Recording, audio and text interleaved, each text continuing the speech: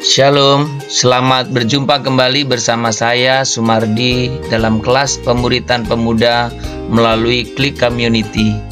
Hari ini kita masuk dalam bagian yang keempat. Sebelumnya kita sudah bersama-sama belajar tentang beberapa bagian mengenai komunitas, di mana bagian pertama kita bicara komunitas sebagai keinginan Tuhan dan kebutuhan kita. Kita juga sudah belajar tentang bagaimana kita membangun sebuah komunitas. Dan kemarin yang bagian ketiga terakhir kita berbicara komunitas dengan 10 pilar. Dalam bagian yang keempat ini kita mau berbicara bahwa membangun komunitas berarti membangun keintiman. Build community, build intimacy. Hari ini kita akan bersama-sama belajar apa tujuan dari materi ini. Materi ini ditujukan untuk supaya kita semua mengerti bahwa salah satu bagian yang penting dalam sebuah komunitas adalah keintiman. Tanpa keintiman, maka komunitas itu tidak akan bisa berdampak banyak. Ada satu buah permainan dalam komputer, yaitu tentang Among Us. Dalam permainan ini ada salah satu poin yang sangat menarik, yaitu mencurigai musuh di antara setiap pemain yang ada. Itu artinya bahwa dalam permainan Among Us ini tidak boleh semua peserta dipercaya. Berarti semua saling mencurigai. Tentu hal ini tidak bisa kita terapkan dalam sebuah komunitas. Sekalipun pada faktanya sering juga orang ada dalam komunitas dengan pemikiran seperti itu, mencurigai semua orang, sehingga tidak pernah bisa menjadi satu komunitas yang penuh dengan keintiman. Kita akan membuka dasar firman Tuhan dalam pembahasan tentang bagian ini. Mari kita membuka dari Efesus pasal yang kedua. Kita akan membaca ayat yang ke-19 sampai dengan 20. Saya akan membacakannya dalam nama Tuhan Yesus Kristus. Demikian bunyinya.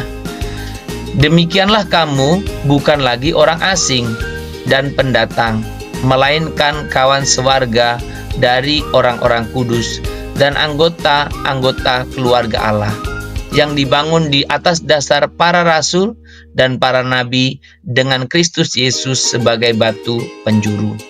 Dalam ayat ini saya menekankan tentang bukan orang asing, tetapi keluarga. Prinsip ini yang kita akan jalankan dan harus kita jalankan dalam komunitas kita, bahwa kita bukan orang asing, tetapi kita keluarga. Ikatan keluarga yang dimaksud adalah kita adalah ikatan di dalam keluarga Allah. Karena siapapun kita yang percaya kepada Dia oleh penebusan Kristus, maka kita adalah anak-anak Allah. Kita sebagai satu keluarga di dalam Allah. Ikatan keluarga di dalam Allah ini ikatan yang kekal, yang bukan hanya sifatnya sementara. Bukan juga hanya karena ikatan denominasi gereja, tetapi justru ikatan ini ikatan yang kekal. Teman-teman, kalau kita berbicara tentang keluarga, semua kita pasti mempunyai keluarga, bukan? Apa yang terjadi dalam keluargamu, itu juga bisa terjadi di tengah-tengah komunitas kita. Teman-teman, kita akan belajar beberapa prinsip atau hal yang kita harus miliki untuk membangun sebuah intimasi dalam sebuah komunitas. Bagian yang pertama yang kita harus belajar adalah bagaimana kita belajar untuk saling jujur dan terbuka. Tanpa kejujuran dan keterbukaan, maka intimasi nggak mungkin bisa tercipta. Ketika semua orang tampil dengan pura-pura, berpura-pura baik, tampil dengan berpura-pura tidak ada masalah, dan tidak pernah terbuka, maka keintiman tidak akan pernah terjadi. Tapi komunitas itu hanya komunitas yang rapuh dan palsu. Maka teman-teman, bagian yang pertama ini kita harus belajar untuk saling jujur dan terbuka. Bagian yang kedua, kita perlu belajar bagaimana kita saling percaya dan memegang rahasia. Tentu poin yang kedua ini tidak bisa dipisahkan dengan yang pertama. Ketika orang tidak jujur dan terbuka, bagaimana mungkin bisa saling percaya dan memegang rahasia? Maka mulailah dengan jujur, terbuka, kemudian ikutilah dengan percaya satu dengan yang lain, dan kita pun bisa dipercaya. Teman-teman, biasanya kalau kita bisa dipercaya, kita pun akan belajar percaya sama orang lain. Tapi kalau kita bocor mulut, kita susah dipercaya, kita pun juga biasanya susah percaya sama orang lain. Maka dalam komunitas kita, para pemuda, teman-teman harus belajar untuk bisa dipercaya, bisa percaya, dan bisa memegang rahasia. Bagian yang ketiga yang kita harus belajar bersama untuk membangun keintiman adalah kita harus belajar untuk saling memperhatikan dan mendorong. Teman-teman, hanya ketika kita belajar untuk percaya, mempercayakan diri, bahkan kita terbuka, maka kita tahu masalah satu dengan yang lain. Kita tahu pergumulan satu dengan yang lain, dan disinilah kita bisa mempraktekkan bagaimana kita memperhatikan dan mendorong. Komunitas yang sehat adalah komunitas yang semua anggotanya ingin memperhatikan, ingin mendorong. Ketika semua ingin memperhatikan dan ingin mendorong, maka terciptalah saling memperhatikan, saling mendorong. Bagian yang keempat, teman-teman, kita belajar untuk bersama-sama saling rendah hati dan mengampuni. Teman-teman, ketika kita ada dalam satu keluarga, saya mau bertanya, keluarga siapa yang tidak pernah ada masalah? Anggota keluarga mana yang tidak ada kekurangannya?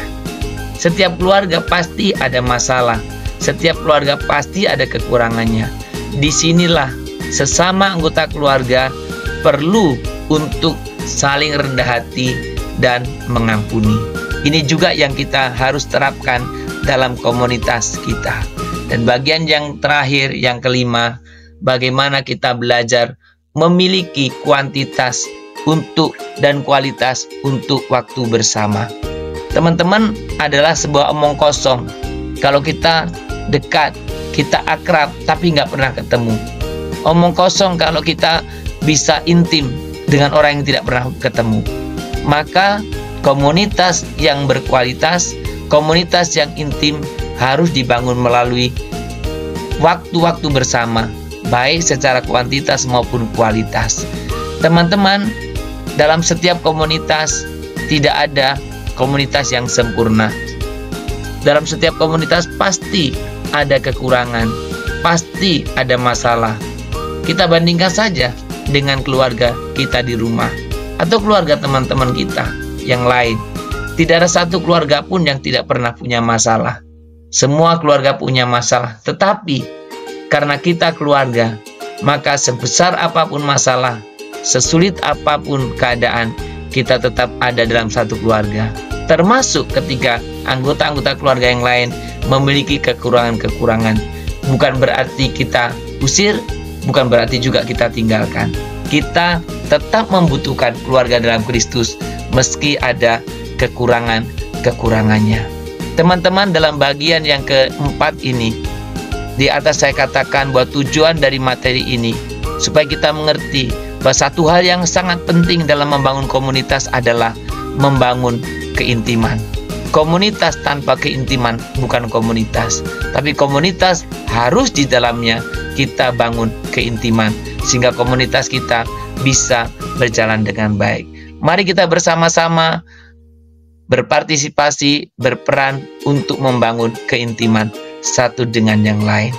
Kiranya Tuhan memberkati kita semuanya. Shalom, Immanuel.